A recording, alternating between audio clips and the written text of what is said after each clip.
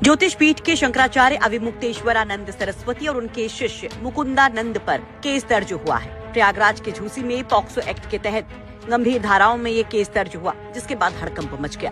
Police ने कथित पीड़ित बटुकों की मेडिकल जांच भी करवाई और अब जो रिपोर्ट सामने आई है उसमें यौन उत्पीड़न की पुष्टि होने का दावा भी किया गया है। रिपोर्ट के मुताबिक पीड़ितों के साथ जबरन कृत्य किए जाने की बात कही गई है। हालांकि शंकराचार्य अविमुक्तेश्वरानंद सरस्वती लगातार सभी आरोपों को खारिज कर रहे हैं। उनका कहना है कि उनके खिलाफ ये एक बड़ी साजिश रची गई है। इन सब के बीच में एक और बड़ी घटना सामने आती है।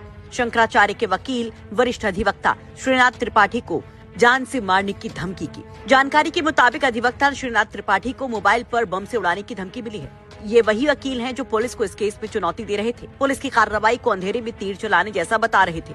उनको मिली है अब जान से मारने की धमकी। उनके मोबाइल पर एक अननोन नंबर से धमकी भरा मैसेज आया। धमकी भरे संदेश में कथित तौर पर वाराणसी कोर्ट को भी बम से उड़ाने की बात कही गई है। सूचना मिलते ही हड़कंप मच गया। धमकी के मैसेज के साथ अधिवक्ता श्रीनाथ त्रिपाठी पुलिस के पास पहुंच गए, जिसके बाद प्रशासन हरकत में आया। सिटी मजिस्ट्रेट, एसीपी कैंट और इंस्पेक्टर कैंट मौके पर पहुंचे। बम निरोधक दस्ता और डॉग स्क्वाड भी कोर्ट परिसर में पहुंच गया।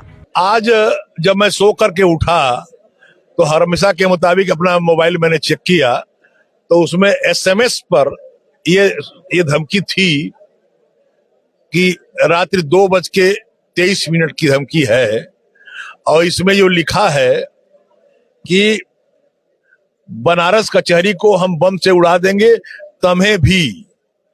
तो मैंने उचित समझा कि ये कचहरी से भी जुड़ा मामला है। मैंने माननीय जिला जज को सूचित किया और उसके बाद सारे पुलिस अधिकारी सूचित हुए। सबों ने अपना कार्य प्रारंभ कर दिया है और इस धमकी के बाद मुझे लगता है कि ये यहाँ तो तीसरी बार कचहरी में आई थी, चौथा ये है और विभिन्न जिलों में भी इस तरह की धमकी गई है। प्रशासन से ये अपेक्षा है कि जल्दी से जल्दी इस पर कार्रवाई करे, ऐसे लोगों को पकड़े और कड़ी कार्रवाई करे, कुचल दे। इस तरह की धमकी से कार्य करने में दिक्कत होती है। हालांकि वकील श्रीनाथ त्रिपाठी इस धमकी को शंकराचार्य केस से अलग बताते हैं, लेकिन सबसे बड़ी बात ये कि वही वकील हैं जो लगातार इस केस के लीगल पहलू पर मीडिया में बात कर रहे हैं और पूरे केस को ही कमजोर बता रहे हैं। जैसी की बात उठ चुकी है, मैंने कल उठाया था किसी और चैनल पर कि वो हमारे यहाँ के छात्र नहीं रहे, हमसे कभी जुड़े नहीं रहे। जब हमसे जुड़े नहीं रहे तो हमसे उनका जुड़ना कैसे संभव हो पाया? और जहां की बात कही जा रही है, जहां तक मुझे जानकारी है, घटना की तारीख अभी तक सुनिश्चित नहीं हो पाई है। इस तारीख की तलाश में प्रोसिक्यूशन लगा हुआ है, पुलिस लगी हुई है। घटना स्थल जो बताया जा रहा है वो कोई पक्का मकान नहीं है, वो शिविर है। उस समय विवाद हो चुका था, शिविर के बाहर महाराज जी आ चुके थे। तो पुलिस बड़ी उलझन में होगी हमारे समय से कि पहले तो साक्ष्य एकत्र करे, घटना कहाँ हुई ये सुनिश्चित हो, घटना का समय सुनिश्चित हो, घटना की तारीख सुनिश्चित हो, कैसे वो जुड़े आकर के ये सुनिश्चित हो। तो मुझे लगता है कि एक बड़े अंधेरे में पुलिस अभी घूम रही है। यह सुनिश्चित करके साक्ष्य एकत्र करेगी, क्योंकि अगर गिरफ्तारी पुलिस करती है तो उसको संबंधित मजिस्ट्रेट जज के यहाँ उसको पेश करना होगा। जब पेश करेंगे तो कागजात भी पेश होंगे और कागजातों में दम नहीं होगा तो रिमांड रिफ्यूज होने की भी व्यवस्था कानून में है। इसलिए मेरा मानना है कि पुलिस दोबारा गलती ऐसी नहीं करेगी। जिस आपाधूपी में उन्होंने एफआईआर दर्ज कराई है वो गलती अब नहीं होगी। साक्ष्यों को पूरा एकत्र करने के बाद, और यह भी संभव है कि एक बार वो महाराज जी से पूछताछ करने आएंगे। और देखिए, हमारी तरफ से न कोई पुलिस का विरोध किया जाएगा, ये तय है, न हम कोई मुजाहिमत की नौबत आने देंगे।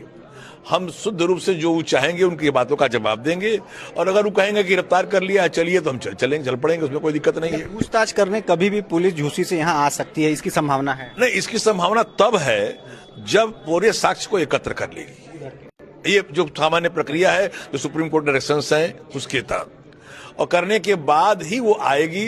अगर वो लगता है कि पूछताछ से संतुष्ट हो जाएगी तो ठीक है, और उस पूछताछ के दरमियान अगर वो गिरफ्तार करना चाहते हैं तो गिरफ्तार कर लें। न हमारी तरफ से कोई प्रतिरोध है न विरोध है, हम उसकी हर बात का जवाब देंगे। लेकिन एक बात का जवाब हिंदुस्तान की जनता भी पूछ रही है उनसे कि जब वो स्वामी जी से संबद्ध नहीं रहे। देखिए, पहला परसेप्शन क्या आया कि लगता है कि वो स्वामी जी के यहाँ के छात्र रहे। इस बात को लेकर जनता ने यकीन कर लिया होगा। जब से जनता में ये मैसेज गया है कि न यहाँ के छात्र रहे न हमसे संबंधित रहे, तब से ये बात उठ खड़ी हुई है। तो आखिरकार क्या क्या इसी कार्य के लिए वो आए थे?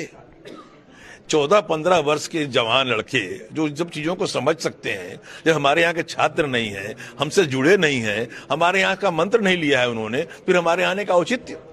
और जब की बात कही जाती है उसमें स्वामी जी आंदोलित होकर के अपने शिविर से ही बाहर आ चुके थे, तो निश्चित रूप से पुलिस एक अंधेरे कुएं में खड़ी है और वहां उसे कुछ अभी फिलहाल सूझ नहीं रहा है। अगर वो चाहेंगे तो सत्ता उनके पास है, गिरफ्तारी कभी कर सकते हैं, जलील किसी को कभी भी कर सकते हैं, वो तो गोली मार सकते हैं, तो पकड़ने की बात तो दूर की है। फिलहाल इस पूरे घटनाक्रम के बाद पुलिस प्रशासन काफी अलर्ट है। राहत की बात यह कि अभी तक कोर्ट और बाकी जगहों से ऐसी कोई संदिग्ध वस्तु भी नहीं मिली है। पुलिस प्रशासन ने मामले में सख्त कार्रवाई का आश्वासन दिया है और सुरक्षा बढ़ा दी गई है। लेकिन फिलहाल इस केस में एक के बाद एक जिस तरह से घटनाक्रम जुड़ रहे हैं उसके